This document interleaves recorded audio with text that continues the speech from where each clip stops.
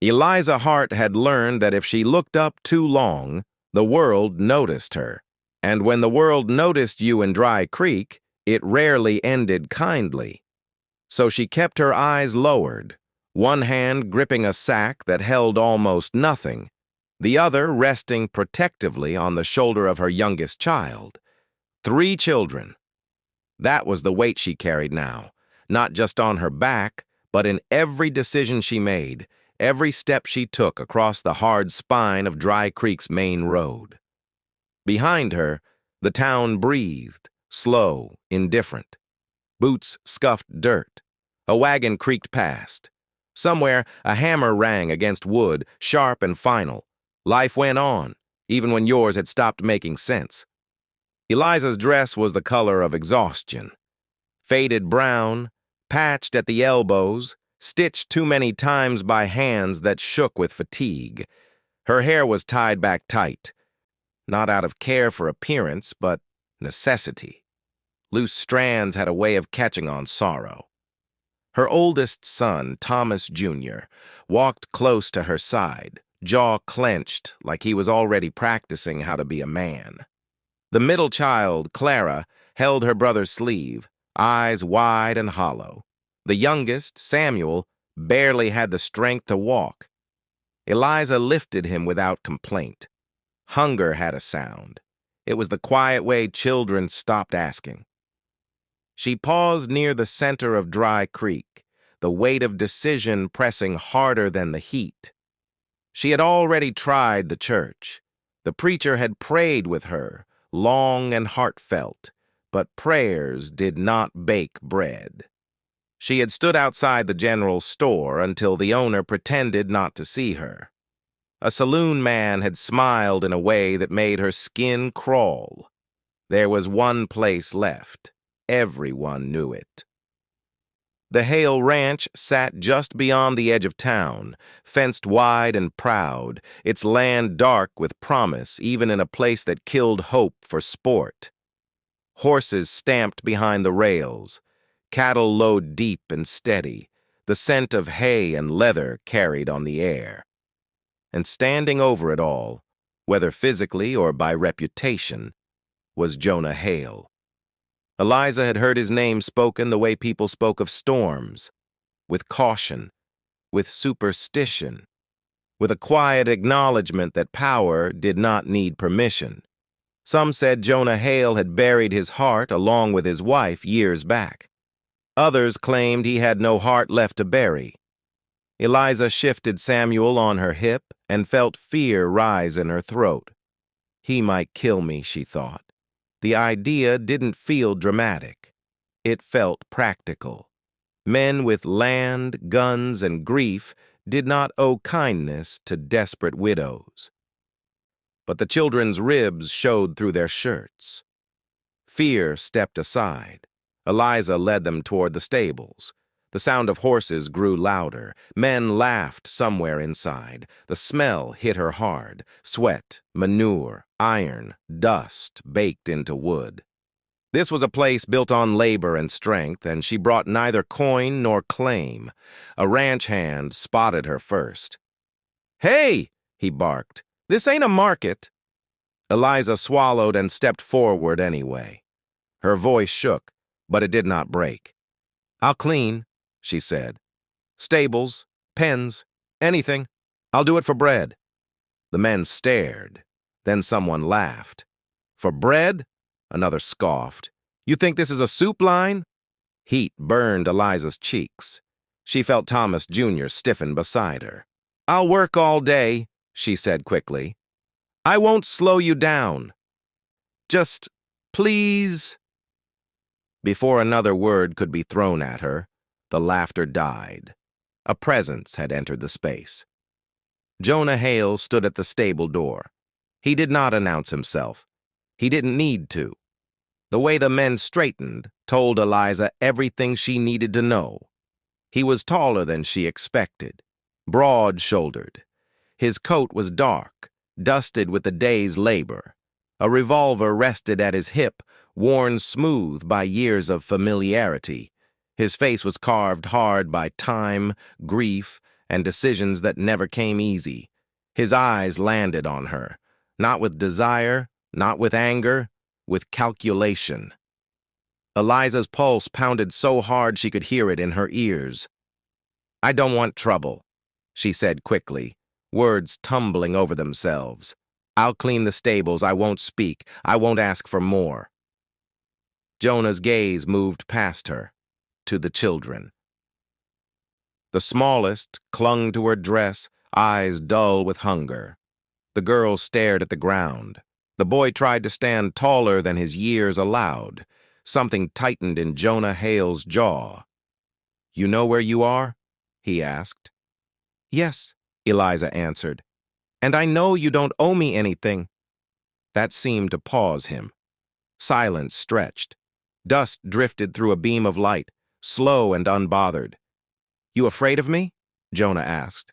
Eliza didn't hesitate. "Yes." One of the ranch hands snorted. Jonah silenced him with a look. "Then why come here?" Eliza's fingers dug into the fabric of her dress.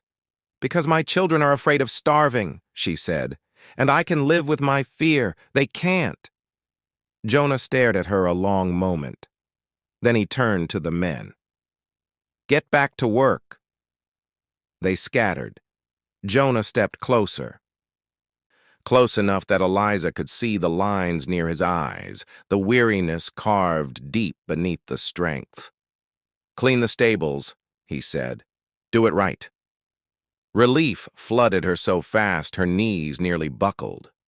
"Thank you." "When you're done," he continued, "come inside." Her heart slammed against her ribs. "Sir?" That wasn't a request. Eliza nodded, already rolling up her sleeves, already bracing herself for the work, and whatever came after.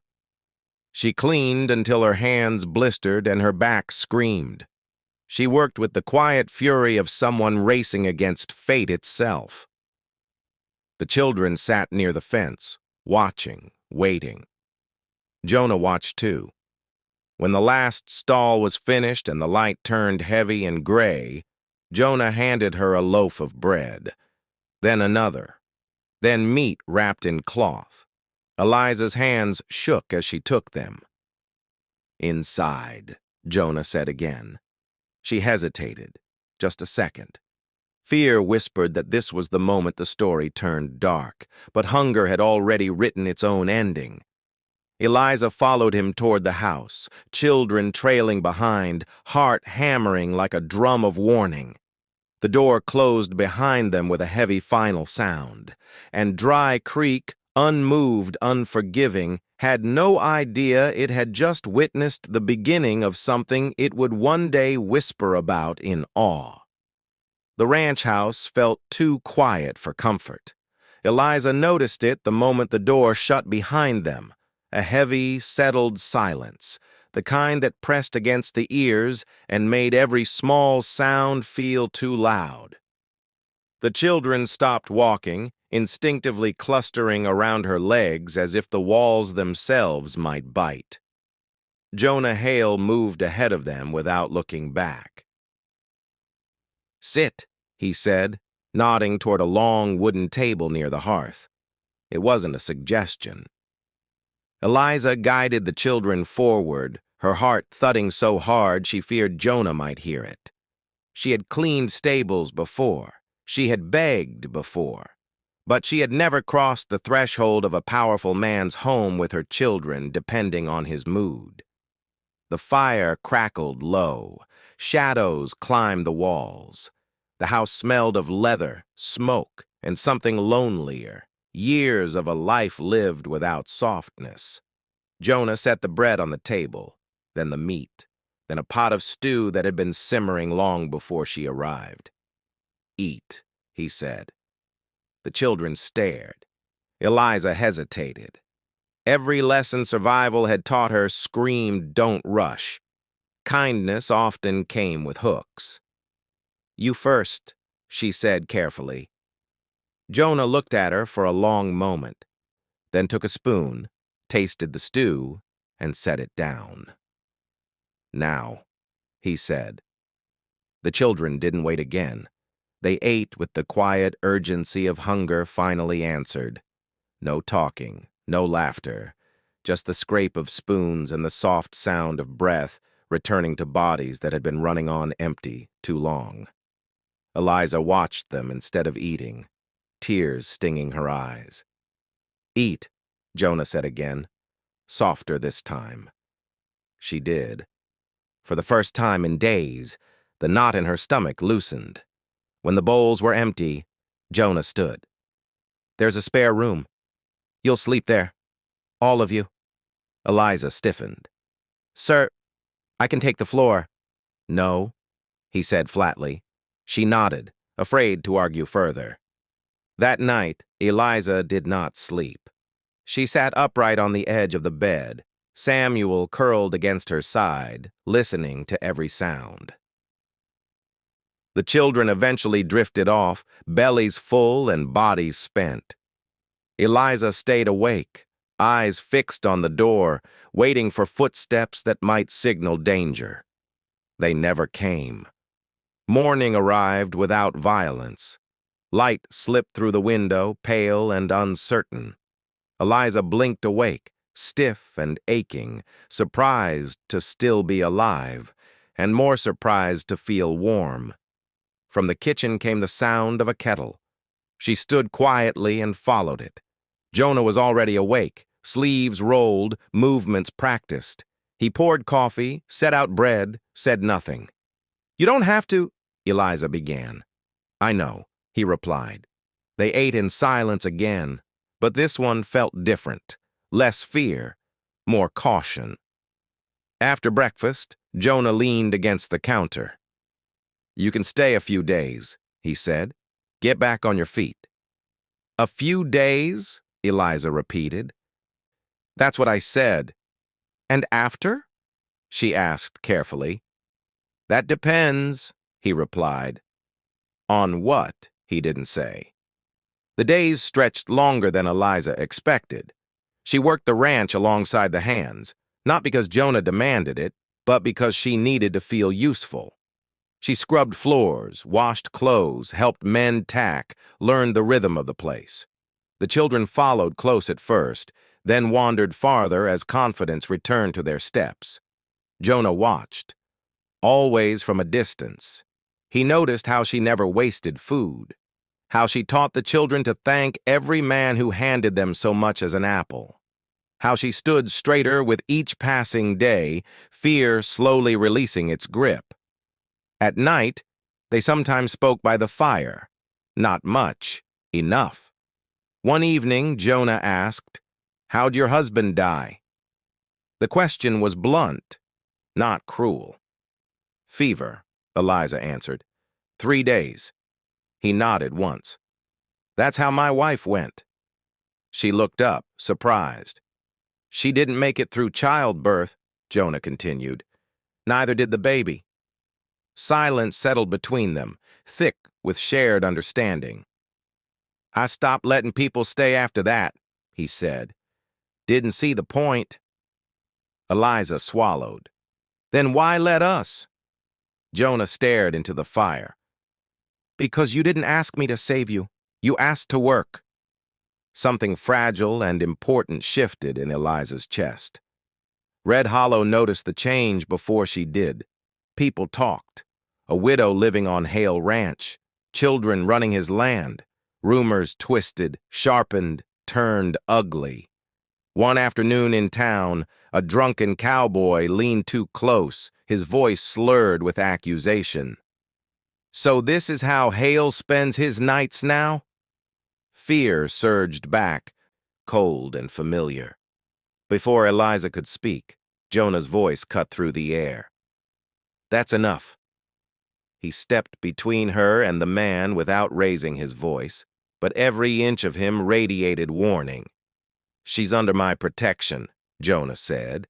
"You got something else to say. Say it to me." The man backed away. On the ride home, Eliza said nothing, but something had changed. That night, as she tucked the children in, she realized the truth that startled her most of all. She was no longer afraid Jonah Hale would harm her. She was afraid of what would happen if he didn't stay. She sat on the porch later, watching the desert stretch endless and quiet under the stars. Jonah joined her, handing her a blanket without comment.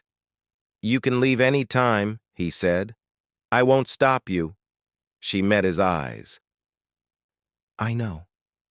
And for the first time since her husband died, Eliza allowed herself to imagine a future that didn't begin with hunger or fear.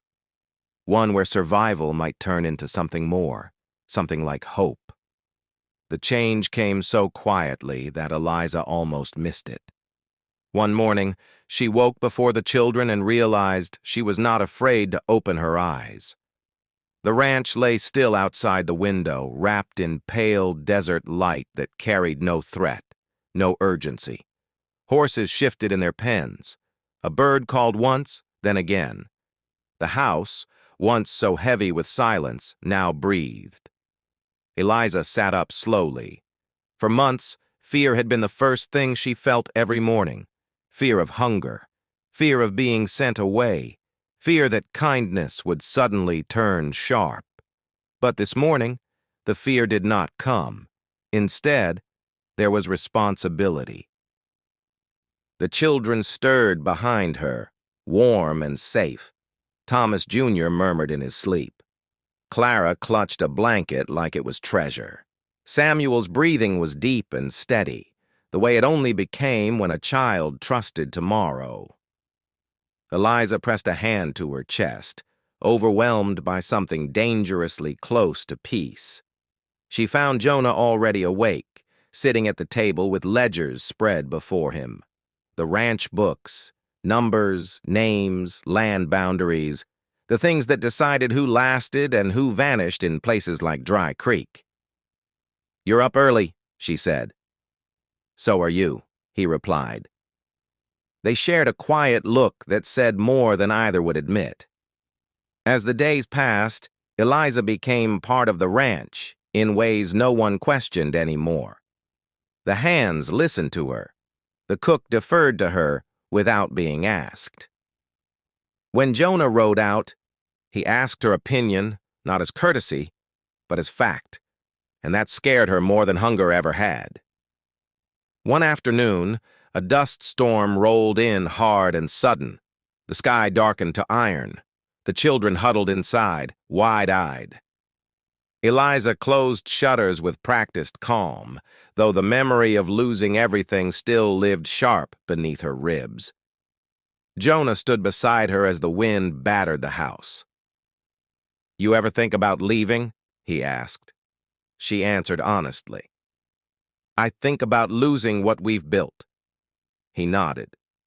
"So do I." That night, Jonah didn't sleep. Eliza knew because she didn't either. They sat across from each other by the dying fire, the storm long past, the world quiet again.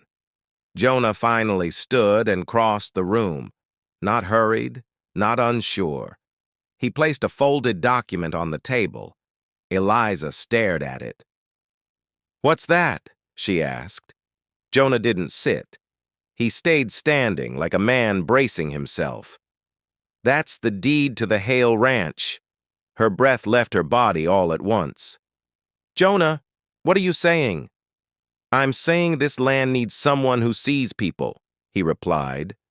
"Someone who understands work and loss and responsibility." She shook her head slowly. "I can't take that." "You already have," he said. "Every day you've been here." Eliza stood, hands trembling. "I came here for bread." "And you gave me a family again," Jonah said quietly. The room fell silent. Outside, the desert stretched endless and patient, waiting. "What about you?" she asked softly. "Where do you stand in all this?" Jonah met her eyes, and for the first time since she'd known him, his voice wasn't guarded. "I don't want to be alone anymore," he said. "And I don't want to build this place without you." Her heart pounded so loudly she thought it might break the moment apart. "And the children?" she asked. Jonah didn't hesitate. They deserve a name that won't be taken from them. Tears spilled freely now, unstoppable. "And you?" she whispered. He stepped closer. "I want to be your husband, if you'll have me." The word hung between them, fragile and enormous. Eliza had been afraid of men with power, afraid of kindness, afraid of hope. But she was no longer afraid of Jonah Hale. "Yes," she said. The wedding was not grand, but it was honest. Dry Creek gathered out of curiosity more than celebration. People whispered, some scoffed, others watched in quiet disbelief as a woman who had once begged for bread stood tall beside the most powerful rancher in the territory. Eliza wore a simple dress, her hands steady. The children stood beside her clean and proud. Jonah removed his hat when he spoke his vows, voice firm, eyes never leaving hers. "I promise protection without possession," he said, "partnership without chains, and a home that will not disappear." When Eliza spoke, her voice carried clear across the land. "I promise work without fear," she said, "love without debt, and a future we will build together." Dry Creek did not applaud. It simply watched, and sometimes that was more powerful. Years passed. The Hale Ranch prospered, not because of luck, but because it became something rare in the West, fair. Men stayed, families settled, the land responded. Eliza never forgot the dust or the hunger or the day she stood at the stables offering labor for bread. She taught her children that survival was not shameful, and kindness was not weakness. Jonah changed too. The sharpness left his voice. The house filled with laughter. The land felt lighter. On quiet evenings, they stood on the porch together, watching the desert glow under fading light. Eliza often thought back to that first day, dust in her throat, fear in her chest, children starving behind her. She had come asking to clean stables. Instead, she had been given a life.